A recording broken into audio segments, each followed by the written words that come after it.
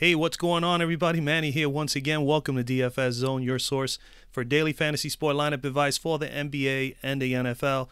I have a brand new video for you guys, ladies and gentlemen, but before I get started with the video, like always, I appreciate you guys drop a like. And if you're new to the channel, first time here, never ever seen any of my NBA lineup advice videos, and you want to be able to get advice, information on a regular, consistent basis pertaining to NBA, the only thing you need to do to be a part of our community here at DFS Zone is to be a subscriber down below. Make sure you put on the post notification, that bell icon. Make sure you click on that, turn that on. This way you don't miss out on any of my NBA or even my NFL lineup advice videos when they are posted.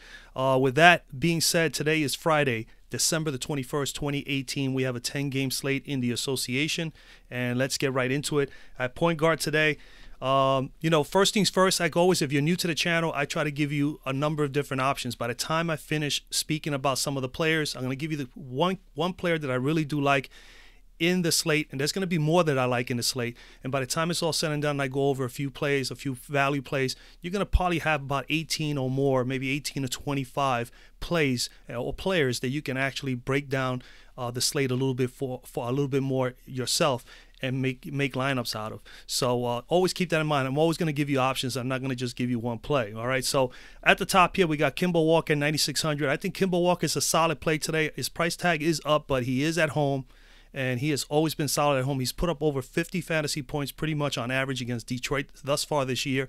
Detroit is coming in here as the worst team defending point guards in the league thus far this year as far as fantasy point totals. Over the last 5 or 6 games, they've given up 46.2 fantasy points per game to opposing point guards.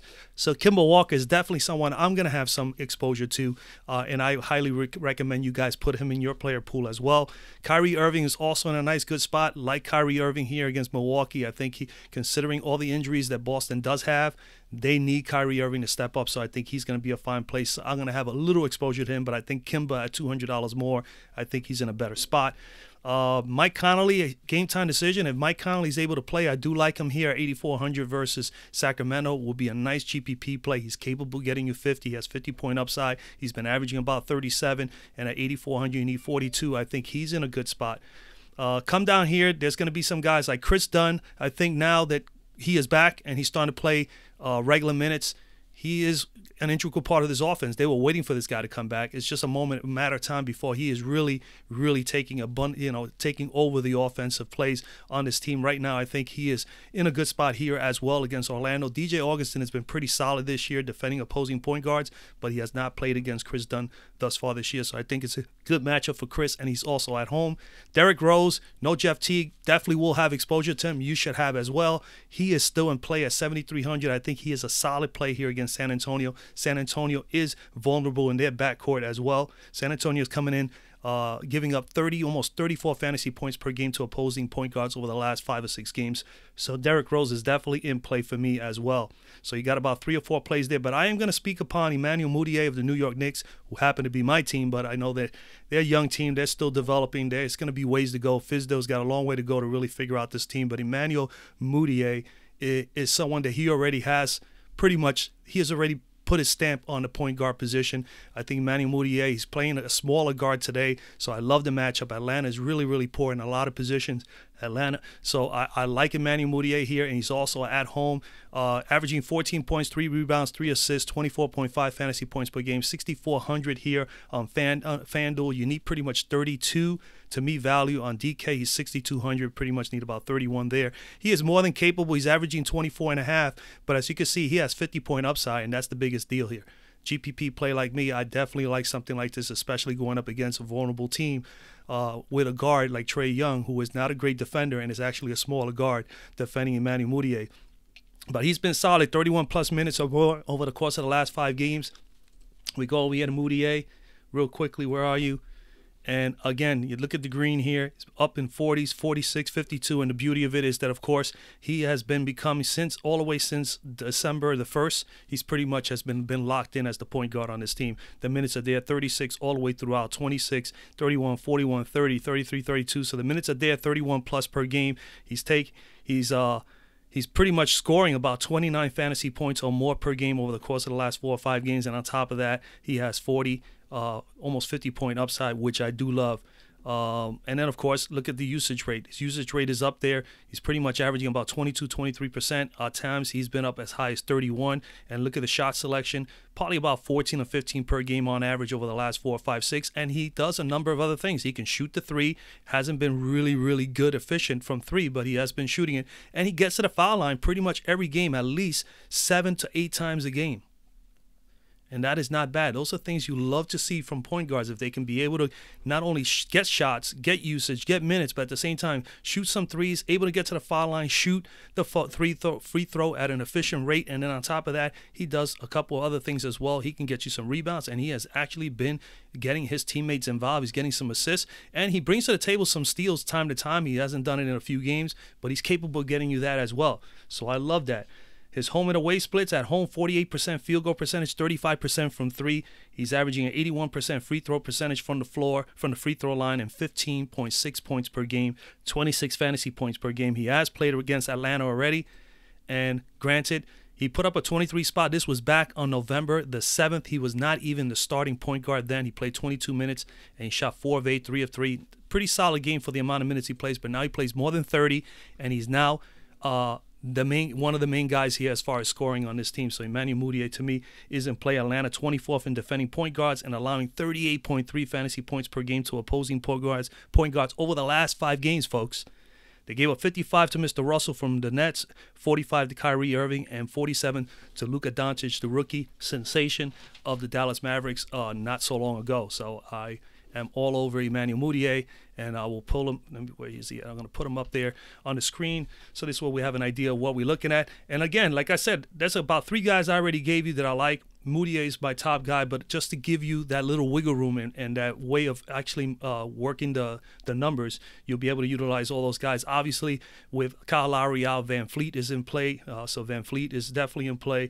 You could consider Tim Frazier in this up-tempo game, paced-up game against the Lakers.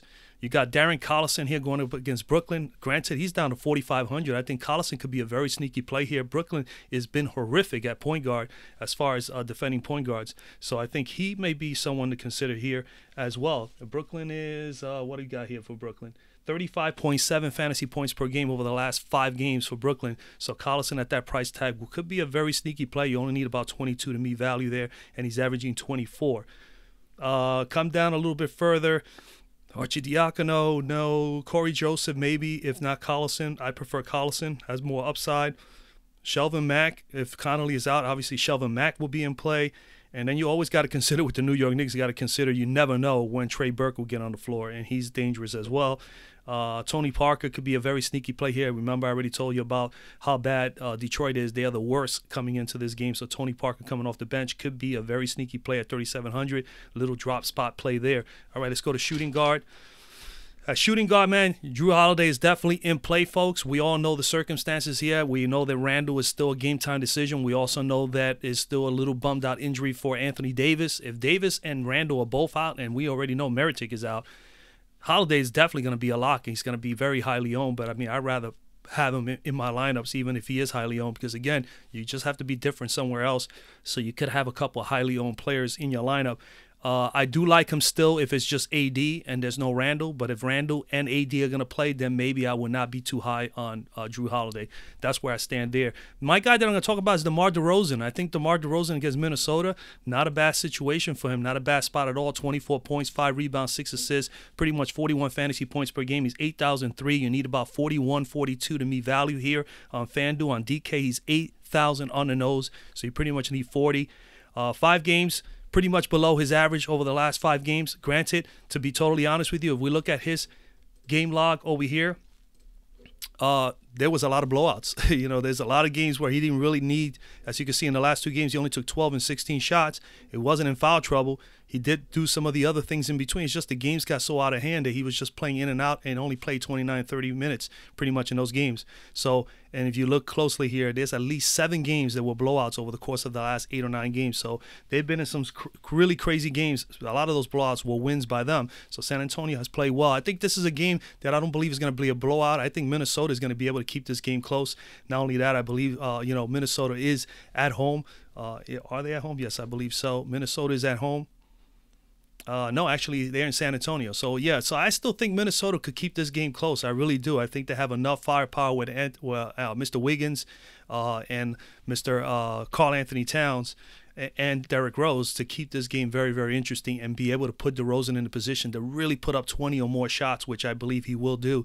But as you can see, minutes are there, man. He's getting about 34, 35 minutes pretty much per game. Usage rate is at 29, 30%. There's been at times above 30%. Of course, it's because of the blowouts. He's taken a little bit less shots, has been a little off with his shot as well in some of these games. 9 of 16 here, 8 of 23 there. Not really good shooting games. But again, he does a lot of the other things. Not only take some shots, he can get rebounds, he can get you some assists, and he is a decent defender. He can get you a steal and an occasional block. So I really like DeRozan here, even though his numbers have not looked pretty as of late. His home and away splits, at home he's been pretty solid. 47% field goal percentage, 83% from the free throw line, and he is averaging 23 points per game from the floor and 41 fantasy points. He has played Minnesota twice this year and not looked pretty good, 22 and 35. I am not even concerned. He didn't shoot particularly well in this game. And in this game here, this game was way lopsided. He only played 28 minutes, so he didn't even get too much involved in the offense. So we got to forget about those games. I think they're in a better situation. I think that this game is going to be a little bit closer this time around, and I believe if they could stay close, San Antonio that is, I think DeMar DeRozan is going to be able to have a hell of a game. Minnesota 19th in defending shooting guards, allowing 34.4 fantasy points per game to opposing shooting guards over the last 5 games. The last game out, they gave Reggie Bullock, who's a three-point shooter, so they are vulnerable to threes, 41 fantasy points, and Devin Booker prior to that put up 45. So, definitely a good spot for DeMar DeRozan at 8,300. I think that's a nice little cheap price. I'll take that discount. He was as high as 9,500 just about a week and a half ago. So he's definitely at about $1,100 discount you got to take advantage of. We come down here. There are a couple of guys that could be interesting here. You got to always consider Tim Hardaway. He has upside, 7,000 going up against Atlanta. I do love Buddy Hield here as well versus Memphis. So I love Buddy Hield. Memphis has been giving up 34 fantasy points over the course of the last 5-6 games to opposing shooting guards. You got to also consider Ken Bazemore here. Now, granted, he's here as shooting guard, but he's been playing the 3 for Prince for Atlanta. So he'll be going up against Kevin Knox, and I like Kevin Knox over Bazemore. So Ken Bazemore here could be a sneaky play here going up against Knox, but at the same time, I think Knox will probably have the upper hand on him. So I kind of like Knox more. But those guys here, he's a shooting guard here, and Knox is in a power forward position in Fanduel, but they're both playing the 3 for their respective teams as a leg. I think CJ McCollum here is in a great spot too. Price tag low, Utah, Granted, Donovan Mitchell hasn't played great defense in his last 4 games.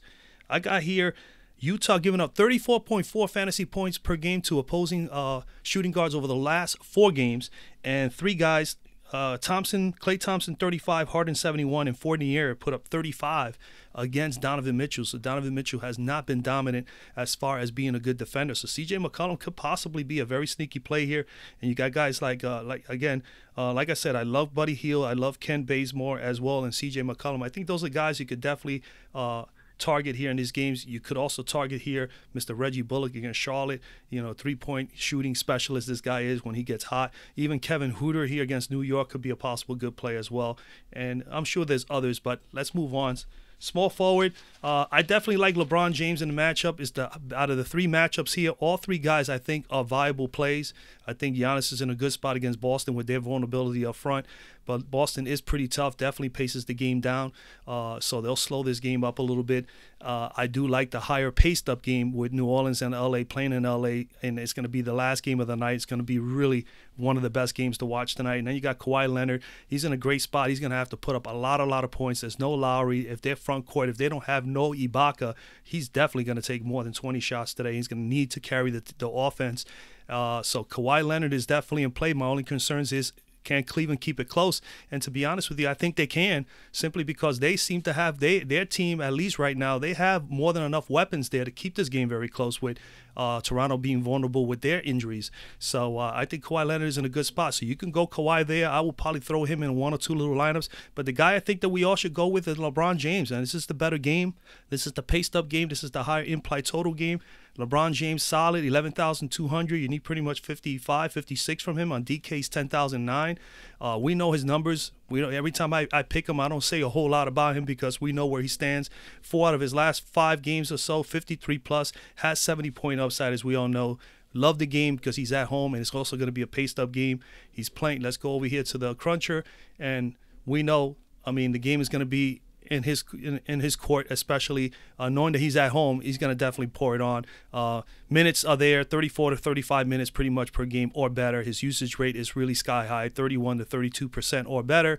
On a given basis, he is taking about maybe 18, 19 shots per game. He's taking about 5 or 6 threes. He gets to the foul line. We know that. He's been really shabby with his field goal percentage from the free throw line, but nonetheless, he still does get there. And of course, he is capable of getting us a triple double. But he's a good double guy. As you can see, he can get you rebounds and get you assists. And on top of that, he can get the occasional steal and block, which are all extra fantasy point totals for us that we do love. Going up against New Orleans 15th in defending small forwards. They're allowing 27.5 fantasy points per game. Over the last 4 or 5 games, they have played well, but they haven't played really top-tier small forwards, so they're in a tough spot. The last time they did play one of the top-tier guys was Paul George 5 games back, and George put up 50. And the game before that, 6 games back, they played Kyle Anderson, who's not even a top-tier small forward, put a 56 on them. So again, not a bad spot for LeBron James. Definitely like him there, so we'll pencil him in there as well. We're down to 5,600 per player. And then, of course, there's a couple of guys that I do like other than those that I mentioned. You always can consider Belizia as another possible player. 6,000, you need 30. Kyle Anderson could be. He's a game-time decision. If he is out, obviously it opens up the door for Belizia to be even more explosive offensively there because Kyle Anderson is a pretty good defender. But I think Bogdanovich here could be very sneaky against Brooklyn. Brooklyn has some vulnerability there. Brooklyn's been giving up about 34 fantasy points per game to opposing small forwards as of late. And he is a guy that has 35-point upside. He's averaging 24, and he's at 5,000. You need pretty much 25, so not a bad spot for Mr. Bogdanovich.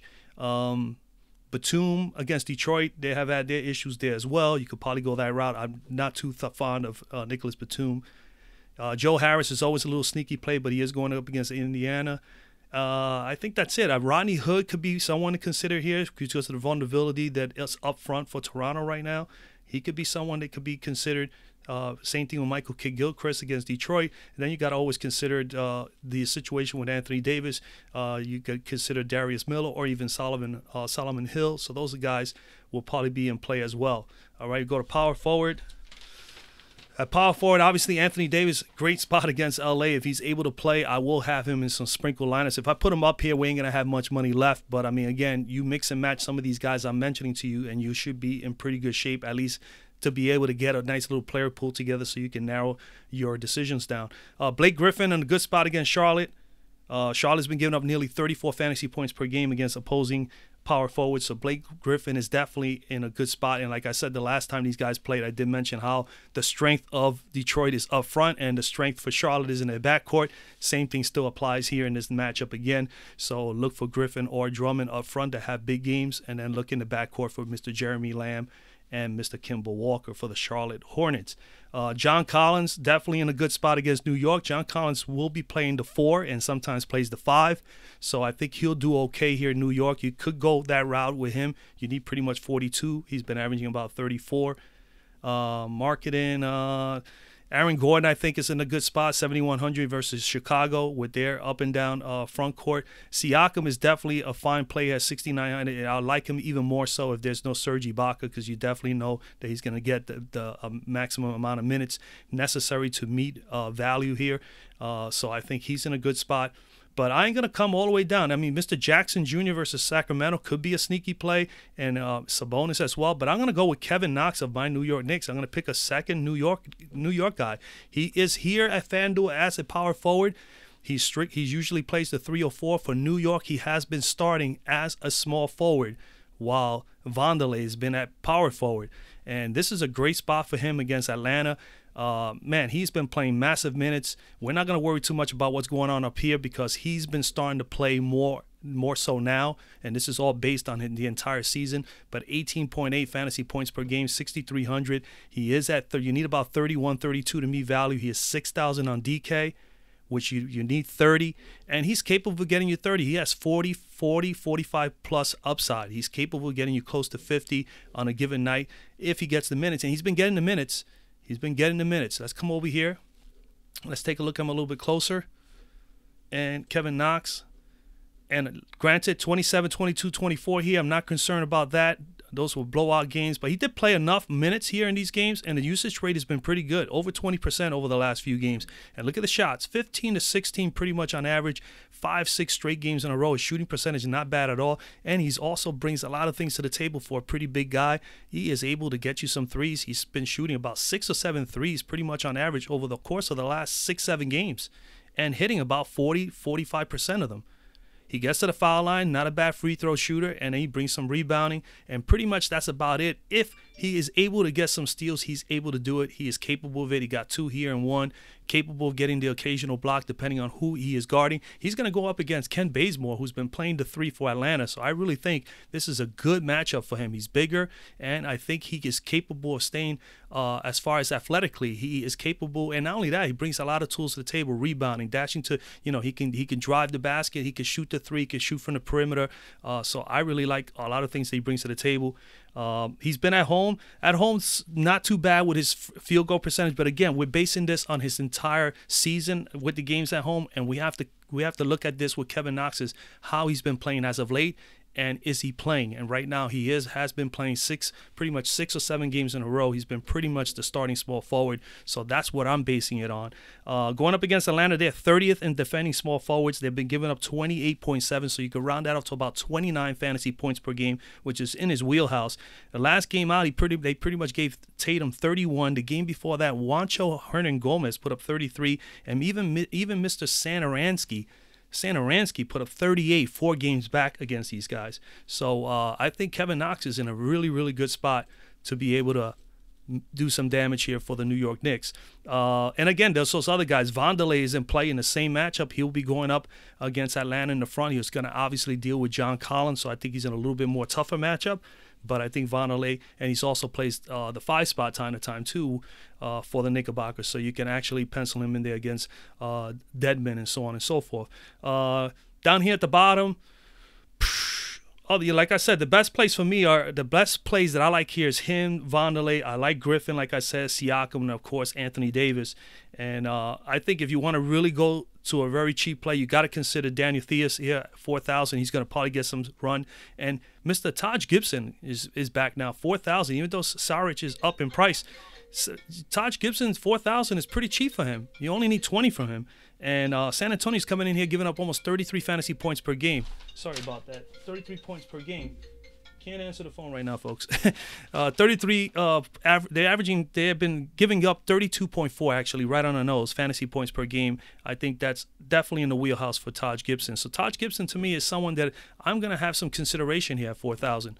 As one of those really low value plays, 21 to 22 minutes. He plays enough minutes. If he can get that up to 25, as you can see, he's got 30, 35 point upside. So could be a nice little GPP play there as well if you wanted to go down a little cheaper.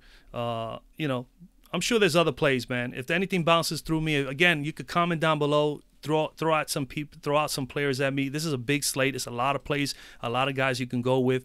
You could definitely go stars and scrubs, studs and scrubs. You can go, game stacking. There's a lot of things you can do here today. Let's go over to center so we can wrap this up. At center today, man, I mean, Drummond is in play, 9,400. Karl Anthony Towns, definitely in a good spot. Karl Anthony Towns going up against guys, let's see here, Cincinnati, Karl Anthony Towns. Yeah, Towns is going up against San Antonio. Yeah, 28. He's in a good spot against San Antonio. I like Vucevic here. He had a day off, personal, matter or whatever the case it was. But 20 points, 11 rebounds. He's one of the top rebounders in the league. Double pretty much every time he's on the court. Pretty much 4 assists, 44 fantasy points. He's at 9,000 here. You need 45 to meet value there. I think he could definitely crush that in this matchup. On DK, he's 9,200, so you only need 46. And when we go and take a look at him a little bit further, here, Vucevic, Man, you know, solid 49, 48. I mean, he has been really, to me, pretty good, and he's consistent enough. If his floor has been 35, 39, he's not a bad cash play at that $9,000 price range, you know, because, I mean, he's going to be just right there, but he is capable of getting you 11x in this matchup.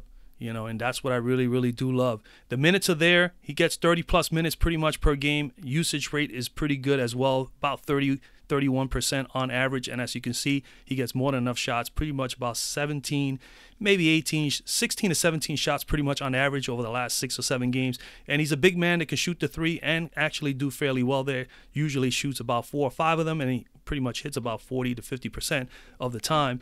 And what he brings to the table, most importantly, is the rebounding skills. As you can see, always double digits in the rebounds. And then he can actually dish the ball a little bit, and he is capable of blocking and getting steals. He is pretty good defender as a center, especially if he's matched up against somebody that's really small. He's going to go up here against Chicago. I think is in a very good spot. Home and away splits away. He's been 54% field goal percentage and 42% from 3. So he's been rock solid with his shooting. 81% from the free throw line, averaging 11.5 rebounds, 20 points per game, and 46 fantasy points per game on average. He did play against Chicago already this year, 1 game. And in that 1 game, he played 32 minutes, shot 11 of 21, 52% from the field, 50% from 3, had 10 rebounds, 1 block, and 2 steals in that matchup, 26 points, as you can see, and 49 pretty much fantasy points, 48, 49 fantasy points in that matchup. So he is in a good spot. I like him here. Mr. Vukovic, if you're gonna go anywhere else, obviously there's a couple other guys you can go with. I think Gasol going up against Mr. Cauley Stein is in a good spot. Only 8,400, need 42 from him. He is capable of getting you 50 or better. Miles Turner versus Brooklyn, another good spot there. Brooklyn is very vulnerable up there. Brooklyn, let's see here. Brooklyn's given up almost 35 fantasy points per game the last 5 games against opposing centers. So Mr. Turner's in a good spot. I also like, if you want to come down a little cheaper, I mean, Mr. Cantor in a good spot against Atlanta as well. And we come down, Brook Lopez could be a very good play here against Boston with their injuries. Boston, as of late, since Al Horford has gone down, their defense up front has been suffering quite a bit at center. They've been giving up almost 35 fantasy points per game over the course of the last 5 games. And Brook Lopez has been pretty much on fire as of late at 4,900. He is definitely a good play as well. So Brook Lopez could be a very sneaky play there for you guys as well. And then you always have Mr. Monroe, considering if Mr. Ibaka is out, Mr. Greg Monroe at 4,300 could possibly be a play for you guys there in as well. So there's a number of guys. And don't forget Mr. Okafor here at 3,700, just in case Anthony Davis is out. They may slap him in there. So there are some plays. Again, guys, man, that's pretty much where I'm at. Large slate, a lot of ways you can go. If anybody's going to do the after hours, this 10 o'clock slate, I love playing those late night after hours slates. If you have any questions on those, I'll be more than happy to help you guys out. Look over some statistics real quick and be able to tell you more or less what I think. But I think a lot of good games. This is going to be a great game here. And that's pretty much it, man. I wish you guys a lot of luck, man. Again, drop a like, share the videos with everybody else, all your friends, people that you know in DFS. And at the same time, comment down below, any plays you like, don't like. I like going back and forth and discussing these things with my viewers. At the same time, also, keep in mind, I will put up my last decision. I may change my mind on some of these guys, and if I do, that will be on my Twitter. I've usually been doing that on Twitter now, like about a half hour to 45 minutes prior to lock. I tweet it and let you guys know more or less who I like. Sometimes I give you 5. Sometimes I give you even 2 or 3 more because I'm really high on those guys, and that's the bottom line. I might as well just tell you who I'm really on. So that's basically it, man. Drop a like, drop a sub. And if again, see you guys on the next video. See you tomorrow night.